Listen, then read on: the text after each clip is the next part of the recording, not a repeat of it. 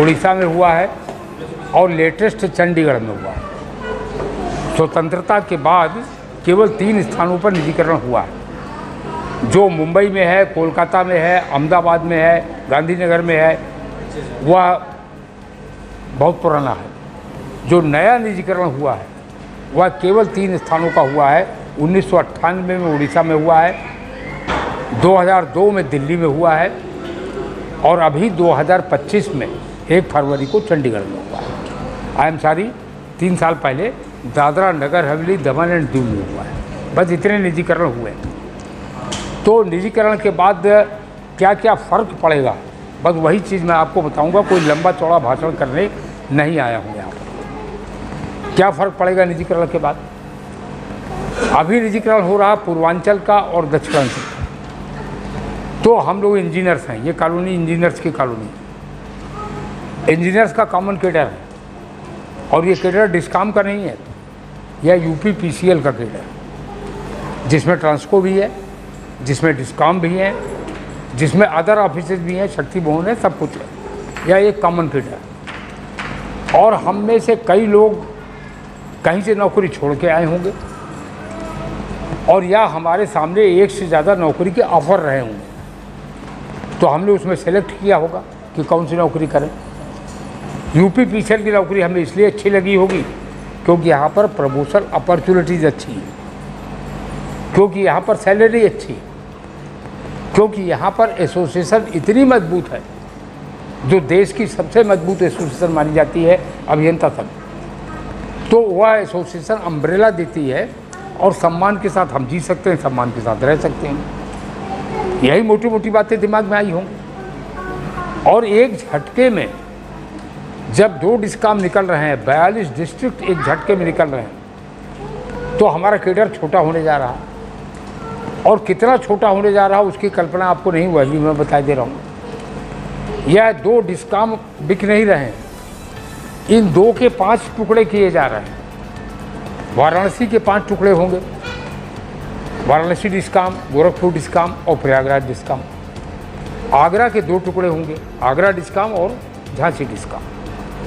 तो एक झटके में जो पूरे यूपीपीसीएल का एक इंजीनियर था, वह इंजीनियर एक छोटे से डिस्कॉम का हो जाएगा। कितने बड़े डिस्कॉम का हो जाएगा? जो 7 डिस्ट्रिक्ट्स में ऑपरेट करेगी।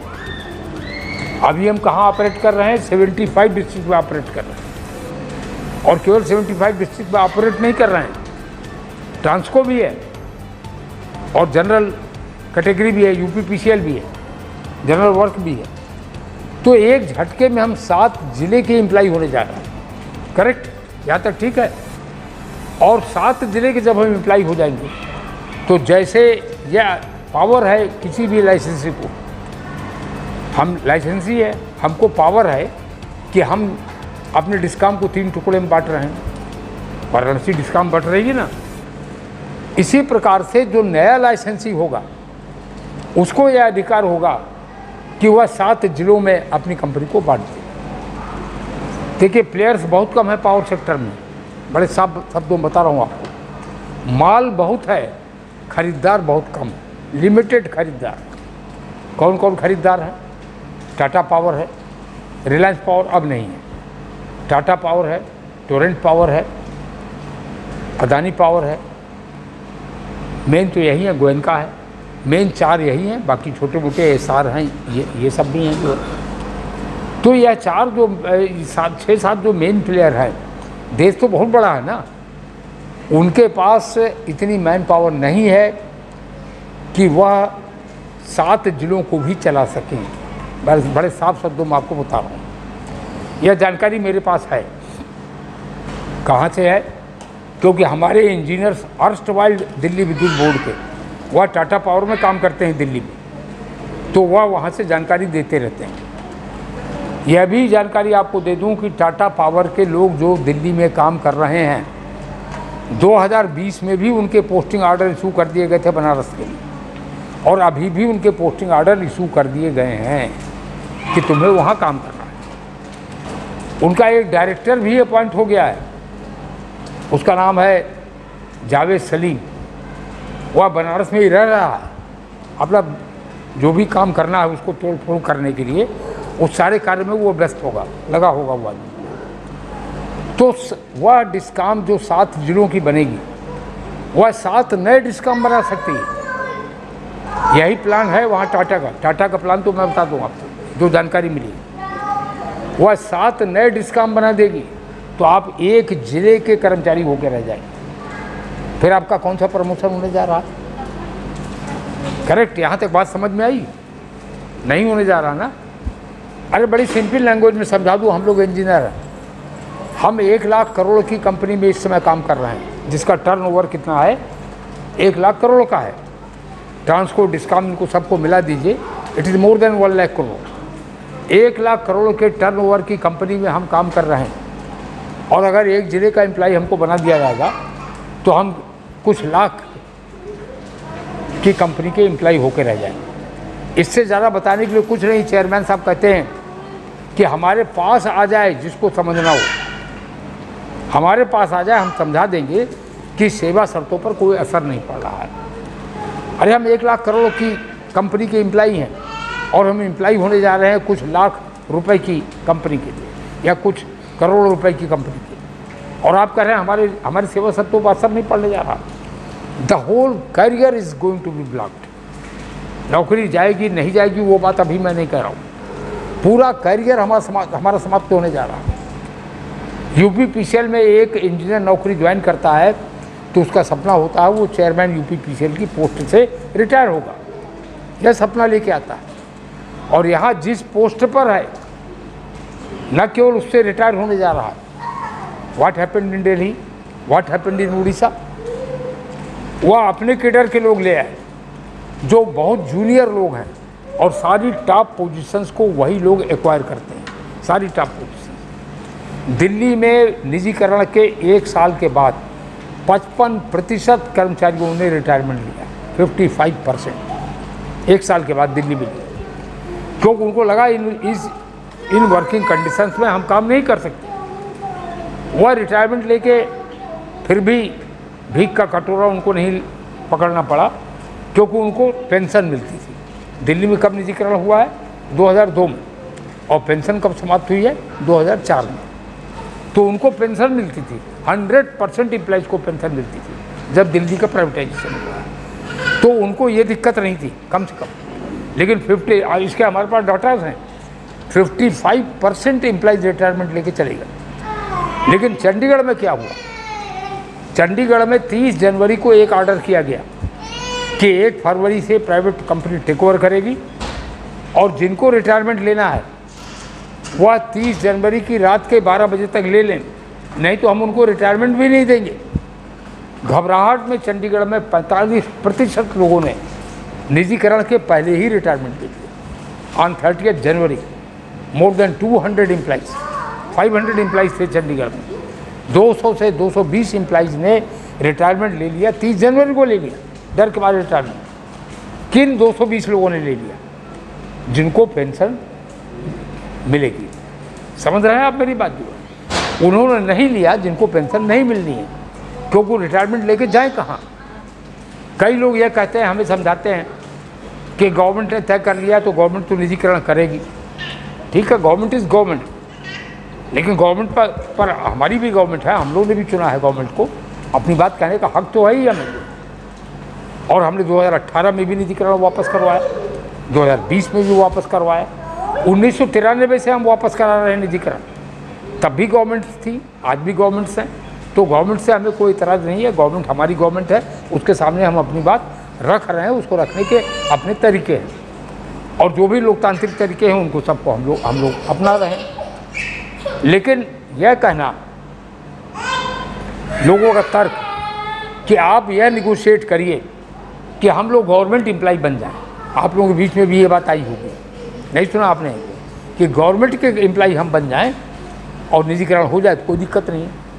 आपको मालूम है ट्रांसफ़र स्कीम में क्या लिखा है? चंडीगढ़ की ट्रांसफ़र स्कीम जो जारी हुई है 31 जनवरी की रात को, उसमें लिखा है with the implementation of this scheme the employees of the Chandigarh government department shall cease to be employ of the government department of Chandigarh. Chandigarh में इलेक्ट्रिसिटी बोर्ड नहीं था, चंडीगढ़ में पावर कॉरपोरेशन नहीं था, चंडीगढ़ में तो इलेक्ट्रिसिटी डिपार्टमेंट था गवर्नमेंट का, और उन्होंने लिखा है कि इस स्कीम के लागू होते ही वह सरकारी कर्मचारी नहीं रहे। उनको कह दिया गया है, लिख के दे दिया गया है, वो प्राइवेट के एम्प्लॉई हो गए। जो गवर्नमेंट के एम्प्लॉई थे वो प्राइवेट के हो गए। और हमारे बीच में ऐसी मूर्खतापूर्ण बातें सर्कुलेट की जा रही हैं कि हम निजीकरण एक्सेप्ट कर लें और टर्म्स एंड कंडीशन निगोशिएट करें कि हमें गवर्नमेंट एम्प्लॉय बना दिया जाए। आपको समझ में आ रहा है कितनी फुलिश बात है ये? जो गवर्नमेंट एम्प्लॉई थे वो तो प्राइवेट के हो गए, और हम डिमांड करें प्राइवेट में जाने के बाद कि हमें गवर्नमेंट एम्प्लॉय बना दिया जाए। उड़ीसा एक एग्जाम्पल है कंट्री के अंदर अकेला। उड़ीसा इलेक्ट्रिसिटी बोर्ड था, लेकिन उड़ीसा इलेक्ट्रिसिटी बोर्ड अकेला इलेक्ट्रिसिटी बोर्ड था इंडिया में जहाँ जितने इंजीनियर्स काम करते थे, एम्प्लॉय नहीं इंजीनियर्स, जहाँ जितने इंजीनियर्स काम करते थे वो सब गवर्नमेंट के डिपार्टमेंट इंजीनियर थे, वो इलेक्ट्रिसिटी बोर्ड के एम्प्लॉय नहीं थे। उड़ीसा में गवर्नमेंट के पब्लिक सर्विस कमीशन से अपॉइंटमेंट होता था और उनको अलॉट हो जाते थे डिपार्टमेंट कि इसको PWD हो गया, इसको इरिगेशन हो गया, जैसा चॉइस देते थे लोग। समझ गए ना आप? जैसे UPSC सेंट्रल का है, आपने चॉइस दिया, किसी ने रेलवे दिया, किसी ने कुछ दिया, तो जिसको मेरिट से जो मिल जाए। तो गवर्नमेंट के पब्लिक सर्विस कमीशन से वहाँ अपॉइंटमेंट होते थे और वह लोग भेजे जाते थे इलेक्ट्रिसिटी बोर्ड में। कहने का तात्पर्य क्या है? They were government employ. और जिस दिन प्राइवेटाइजेशन हो गया वो प्राइवेट के कर्मचारी हो गए। तो जो गवर्नमेंट एम्प्लॉय थे, चंडीगढ़ के लोग, उड़ीसा के लोग। अब दिल्ली की बात आ जाइए। दिल्ली विद्युत बोर्ड था, लेकिन दिल्ली विद्युत बोर्ड में इंजीनियर्स दो रास्ते से आते थे। एक रास्ता था दिल्ली विद्युत बोर्ड अपॉइंट करता था, एक रास्ता था यूनियन पब्लिक सर्विस कमीशन से आते थे, सेंट्रल से, और वो एक साथ ऊपर उनका प्लेसमेंट होता था। वो किसके एम्प्लॉय थे? They were government employ, but with the implementation of the transfer scheme overnight they became the employ of Tata और रिलायंस, जो भी थी प्राइवेट कंपनी के एम्प्लॉय हो। इसलिए इस भ्रम में बिल्कुल मत रहिएगा। हम निजी कंपनी के कर्मचारी होने जा रहे हैं, और जब निजी कंपनी हमारा एम्प्लॉयर होने जा रही है तो उसके रहमो करम पर हम लोगों को काम करना पड़ेगा। उसके जो रूल्स रेगुलेशन होंगे, मैं आपके सामने कोई भड़काने वाली झूठ बातें नहीं कहूँगा, मैं कभी भड़काने वाली बात नहीं कहता हूँ। यह जो लोग कह रहे हैं नौकरी चली जाएगी, मैं कह रहा हूँ नौकरी नहीं जाएगी, ये मैं कह रहा हूँ, अभी नहीं जाएगी, अभी नहीं जाएगी। लेकिन वो परिस्थितियाँ वो पैदा कर देंगे। जैसे दिल्ली में 55% लोग रिटायरमेंट लेके चले गए, उड़ीसा में चंडीगढ़ में 45% लोग रिटायरमेंट लेके चले गए, उड़ीसा में लगभग 40% लोग रिटायरमेंट लेके चले गए। तो वह कंडीशंस को क्रिएट कर देंगे। क्या होगा वहाँ पर? एक कैडर आपका रहेगा।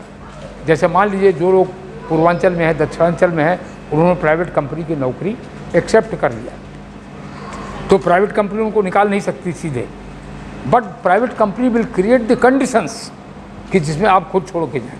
कंडीशंस वो कैसी क्रिएट होती है वो अभी आपको बता दे रहा हूँ, क्योंकि हमारे सामने एग्जाम्पल है। वी आर लकी, ये पहला निजीकरण नहीं होगा। अगर हुआ तो कंडीशंस कैसी क्रिएट होगी? आप मान लीजिए आए, आप इस समय एग्जीक्यूटिव इंजीनियर हैं, आप 2012 बैच के हैं, 2008 बैच के हैं, यू आर एग्जीक्यूटिव इंजीनियर, और 2008 बैच के हैं, आपकी 16-17 साल की नौकरी हो गई।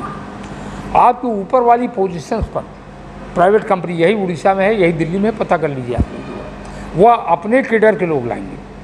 टाटा है तो टाटा का अपना कैडर है, वो चलाएगा। मैंने आपको बताया अभी पोस्टिंग कर दी गई है। रिलायंस है तो उनका अपना कैडर है, गोयनका है तो उनका अपना कैडर आ गया, चंडीगढ़ में आ गया उनका कैडर। तो उनके कैडर के लोग टॉप पोजीशन में होंगे। एक जूनियर आदमी आपका बॉस होगा, आपके सर पर बैठा होगा, वो प्राइवेट सेक्टर की कल्चर से काम करेगा, फायर एंड फायर वाली कल्चर से। कितने दिन आप इसको बर्दाश्त कर पाएंगे? और फिर आपको लगेगा आपका करियर ब्लॉक हो गया, कुछ आपका होना ही नहीं, कहीं प्रमोशन ही नहीं होना, इसलिए और नहीं चले जाएं तो राट करें वहाँ पर, सड़े वहाँ पर जो। तो ये परिस्थितियाँ आपके सामने आ रही हैं, ये परिस्थितियाँ आपके सामने पैदा होंगी। उन्होंने कहा 3 विकल्प आपको देंगे। पहला विकल्प वो कह रहे हैं कि वहाँ की नौकरी ज्वाइन कर लो, नौकरी ज्वाइन कर लो, तो मैंने आपको बता दिया क्या क्या होने वाला है। और दूसरा विकल्प कह रहे हैं वापस आ जाओ। अब वापस आ जाओ तो क्या होगा? 42 जिलों के इंजीनियर अगर वापस आ जाएंगे वह 33 जिलों में सरप्लस हो जाएंगे कि नहीं हो जाएंगे? बिल्कुल झूठ बोल रहे हैं चेयरमैन जो ये कह रहे हैं कि किसी को रिट्रेंच नहीं किया जाएगा। मैं 100% कह रहा हूँ कि आज रिट्रेंच नहीं किया जाएगा, लेकिन कल किया जाएगा। तब किया जाएगा जब हमारी पावर ख़त्म हो जाएगी।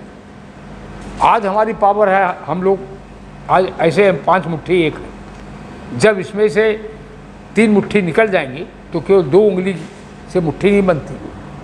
जब हमारी स्ट्रेंथ नहीं रहेगी, हमारी शक्ति नहीं रहेगी, तब जो लोग सरप्लस होंगे उनका रिट्रेंचमेंट होगा, कोई रोक नहीं सकता। उनका रिवर्सल भी होगा, रिवर्सल तो अभी होगा, मैं गारंटी के साथ कह रहा हूँ। इसलिए रिवर्सल होगा क्योंकि उसको कोई रोक नहीं सकता। एक एक डिवीज़न में सारे एग्जीक्यूटिव इंजीनियर थ्रू में बैठा दिए जाएंगे। जब इतने एग्जीक्यूटिव इंजीनियर वहाँ से सरप्लस होकर वापस आएंगे। बिल्कुल असत्य बोल रहे हैं चेयरमैन, उनकी बात में कोई दम नहीं है। असत्य तो यही बोल रहे हैं, उनका स्टेटमेंट देखिए। कह रहे हैं निजीकरण के बाद भी मुफ्त बिजली मिलती रहेगी।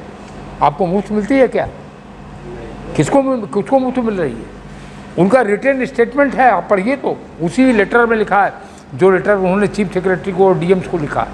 पढ़िए उस लेटर को, उसमें चेयरमैन लिख रहे हैं मुफ्त बिजली की सुविधा यथावत रहेगी। ये किसको मिलती है मुफ्त बिजली? मुफ्त बिजली तो किसी को नहीं मिलती, सब पेमेंट कर रहे हैं बिजली का जो है।